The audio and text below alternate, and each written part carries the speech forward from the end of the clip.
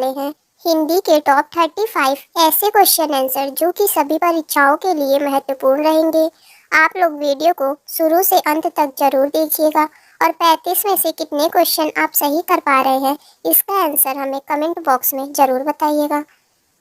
तो चलिए शुरू करते हैं फर्स्ट क्वेश्चन से। रस कितने प्रकार के होते हैं? बताइए, रस कितने प्रकार के होते हैं? अगर आपको किसी भी क्वेश्चन का आंसर पता हो तो हमें कमेंट बॉक्स में तुरंत बताइए। ऑप्शन बी, 9 प्रकार के होते हैं। रस 9 प्रकार के होते हैं। देखिए फ्रेंड्स, यह क्वेश्चन काफ़ी ज़्यादा इम्पोर्टेंट है और कई बार एग्जाम में पूछा गया है। हिंदी साहित्य का 9वां रस कौन सा है? बताइए, हिंदी साहित्य का 9वां रस कौन सा है? शांत रस। हिंदी साहित्य का 9वां रस शांत रस है। यह भी क्वेश्चन काफी ज्यादा इम्पोर्टेंट है। पंचवटी में कौन सा समास है? बताइए, पंचवटी में कौन सा समास है? द्विगु समास। पंचवटी में द्विगु समास है। क्रोध किस रस का स्थायी भाव है? तो बताइए, इसका राइट आंसर क्या होगा? ऑप्शन डी, रौद्र। क्रोध रौद्र रस का स्थायी भाव है।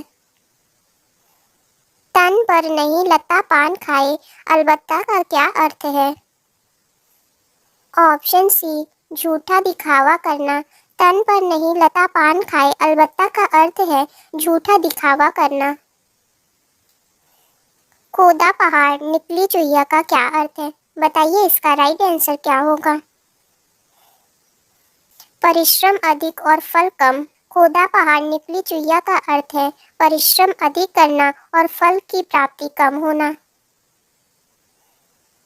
गुरु किसका विलोम शब्द है? बताइए, गुरु किसका विलोम शब्द है? ऑप्शन डी, लघु का। गुरु लघु का विलोम शब्द है। यह भी क्वेश्चन काफी ज्यादा इम्पोर्टेंट है, तो ध्यान रखिएगा इसे भी। गरल का विलोम शब्द क्या होगा? ऑप्शन बी, सुधा। सुधा को अमृत कहते हैं। गरल का विलोम शब्द सुधा होगा। निम्नलिखित में से तोता का पर्यायवाची क्या है? बताइए, तोता का पर्यायवाची क्या है? ये सभी, शुआ, शुग्गा, सुक, ये सभी तोता के पर्यायवाची हैं। उड़ती चिड़िया के पंख गिनना का क्या अर्थ है? बताइए, उड़ती चिड़िया के पंख गिनना का क्या अर्थ है? अनुभव होना। उड़ती चिड़िया के पंख गिनने का अर्थ है अनुभव होना। विपिन का पर्यायवाची क्या है? बताइए, इसका राइट आंसर क्या होगा? जंगल। विपिन का पर्यायवाची जंगल है। ऑप्शन सी राइट आंसर होगा। ये देखिए फ्रेंड्स, ये भी क्वेश्चन काफी ज्यादा इम्पोर्टेंट है और कई बार एग्जाम में पूछा गया है। किस समास में पहला पद प्रधान होता है? अव्ययी भाव समास में। अव्ययी भाव समास में पहला पद प्रधान होता है। व्यायाम में कौन सी संधि है? यड़ संधि। व्यायाम में यड़ संधि है, तो ऑप्शन ए इसका राइट आंसर होगा। सन्मार्ग का संधि रूप क्या होगा? सत धन मार्ग। सन्मार्ग का संधि विच्छेद सत धन मार्ग होगा और यह व्यंजन संधि है। खड़ी बोली किस हिंदी की बोली है?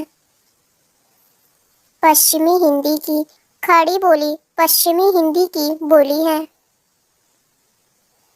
उसने पढ़ा था इस वाक्य में कौन सा काल है? बताइए, उसने पढ़ा था इस वाक्य में कौन सा काल है? भूतकाल है। उसने पढ़ा था इस वाक्य में भूतकाल है।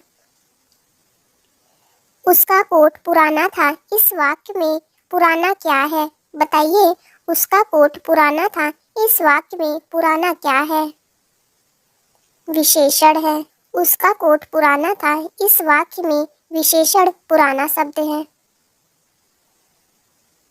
राम ने कहा कि वह बाजार जा रहा है इस वाक्य में वह क्या है? सर्वनाम है। राम ने कहा वह बाजार जा रहा है। इस वाक्य में वह सर्वनाम है। यह भी क्वेश्चन काफी ज्यादा इम्पोर्टेंट है और कई बार एग्जाम में पूछा गया है। पेड़ से पत्ता गिरता है, इसमें कौन सा कारक है? बताइए, पेड़ से पत्ता गिरता है, इसमें कौन सा कारक है? आपादान कारक है। पेड़ से पत्ता गिरता है, इसमें आपादान कारक है, तो ऑप्शन सी इसका राइट आंसर होगा। साकार में उपसर्ग क्या है? स। साकार में स उपसर्ग है। चिड़िया का बहुवचन क्या होगा? ऑप्शन बी वाला याद रखिएगा, चिड़िया में ऊपर चंद्र बिंदु होगा। देवनागरी लिपि का विकास किस लिपि में हुआ है? बताइए, देवनागरी लिपि का विकास किस लिपि में हुआ है? ब्राह्मी लिपि में। देवनागरी लिपि का विकास ब्राह्मी लिपि से हुआ है। हिंदी भाषा में बोलियों की संख्या कितनी है? 18 है। हिंदी भाषा में बोलियों की संख्या 18 है। यह भी क्वेश्चन काफी ज्यादा इम्पोर्टेंट है। दही शब्द क्या है? बताइए, दही शब्द क्या है? पुल्लिंग है। दही पुल्लिंग है। वानर का तद्भव रूप क्या है? बताइए, इसका राइट आंसर क्या होगा? बंदर। वानर का तद्भव रूप बंदर है। अलमारी किस भाषा का शब्द है? बताइए, अलमारी किस भाषा का शब्द है? पुर्तगाली का। अलमारी पुर्तगालियों की भाषा है। केला का तत्सम शब्द क्या है? बताइए, केला का तत्सम शब्द क्या है? कदली। केला का तत्सम शब्द कदली है। चाय किस भाषा का शब्द है?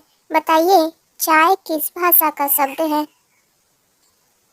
चीनी भाषा का। चाय चीनी भाषा का शब्द है। भाषा की सबसे छोटी इकाई क्या है? बताइए, भाषा की सबसे छोटी इकाई क्या है? वर्ण है। भाषा की सबसे छोटी इकाई वर्ण है। इनमें से क्या अंतस्थ व्यंजन है? ऑप्शन बी य, र, ल, व ये सभी अंतस्य व्यंजन है। खर किसका पर्यायवाची शब्द है? बताइए, खर किसका पर्यायवाची शब्द है? गधा का। खर गधा का पर्यायवाची शब्द है। सुधाकर शब्द किसका पर्यायवाची है?